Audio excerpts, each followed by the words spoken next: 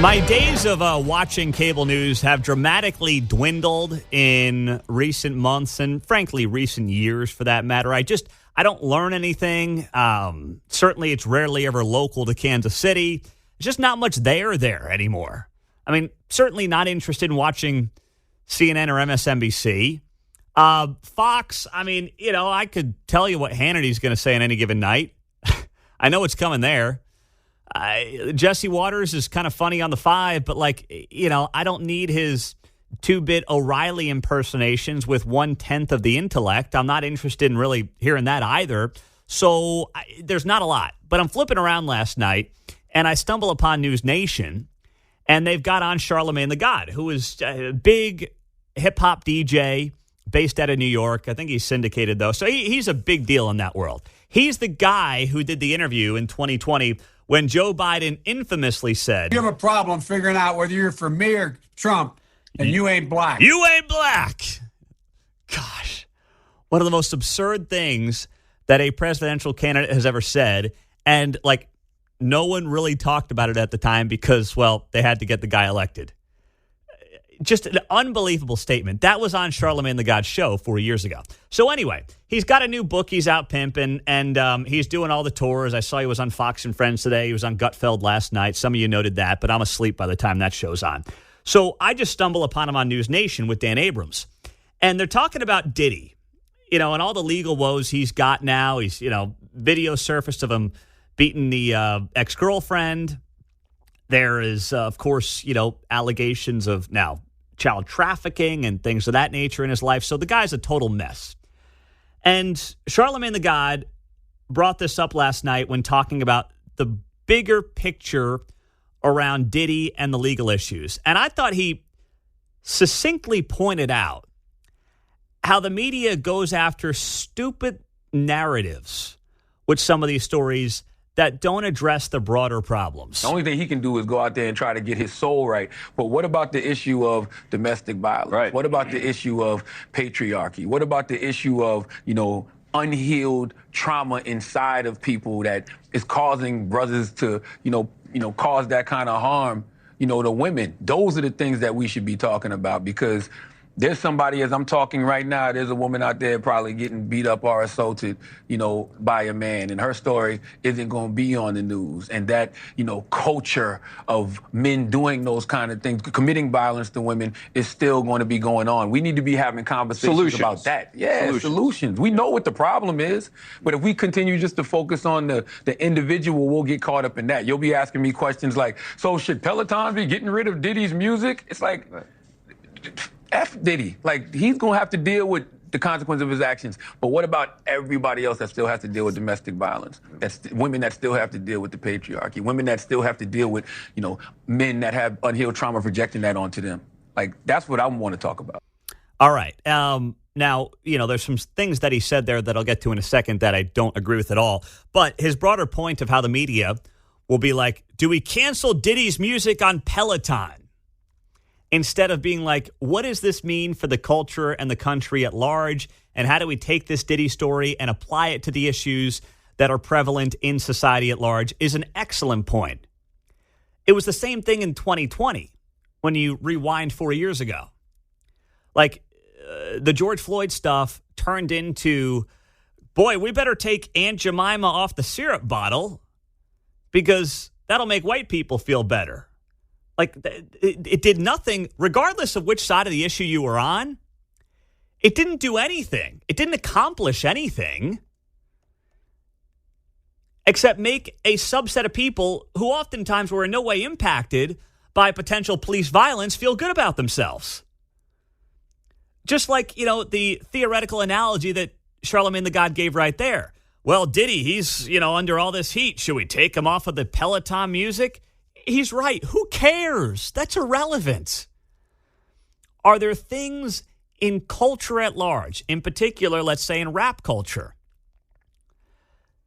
where not just Diddy, but people who are fans and followers do, and things that get accepted, whether it's domestic violence, whether it's, in his words, the patriarchy, that leads to that being far too common in certain parts of society? I'm not saying there isn't DV, domestic violence issues in white America and black America. I mean, it's obviously, can cross all racial lines.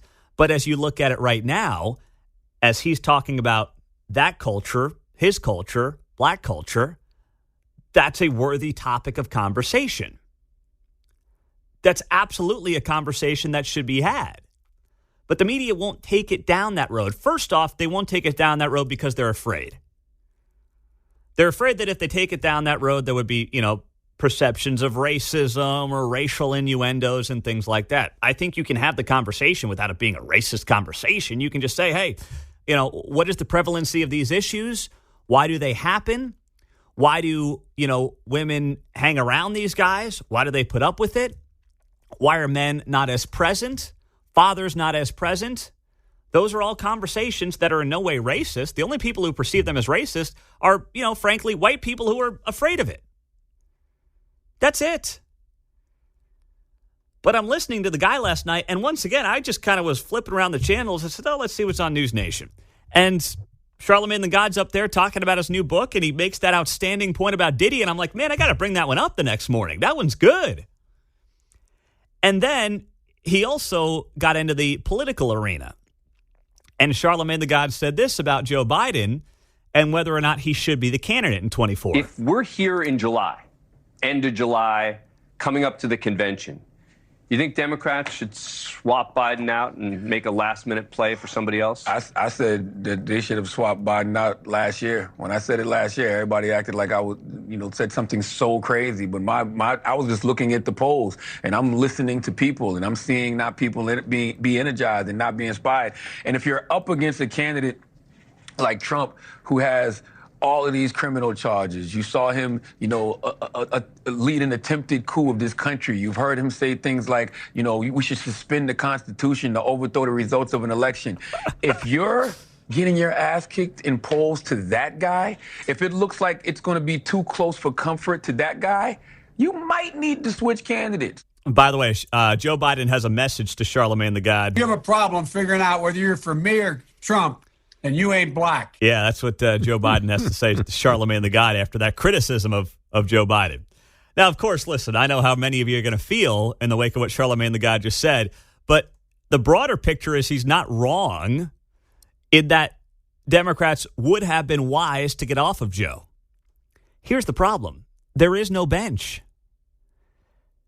They didn't want him back in 2020. Remember, there was 25 people on the stage back in 2020. They had 2 debates I will never forget. In 2019, I'm driving home from a Politics and a Pint up in the Northland with Mike Thompson before he was a big shot state senator there in Kansas. He was just the former weatherman who was making way too much sense on some of the issues around climate change in this country.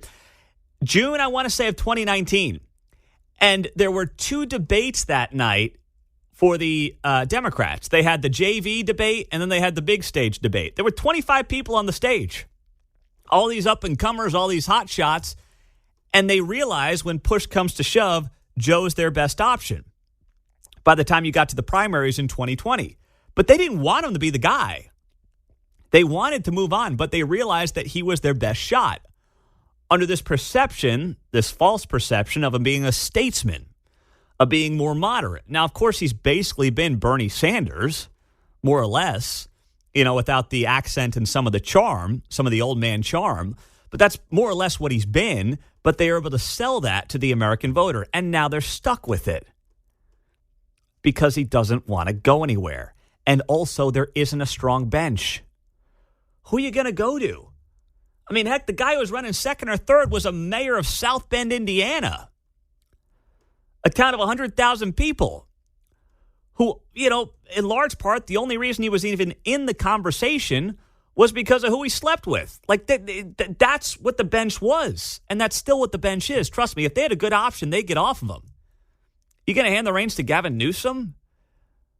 The only guy in modern California history, I think the only guy in California history, who's overseen a loss of population in America's biggest state. You're going to put him in there with a $6 gas prices? I mean, that's not going to work. So they're stuck with the guy. And that's the part that Charlamagne the God is not willing to say, but does need to be said.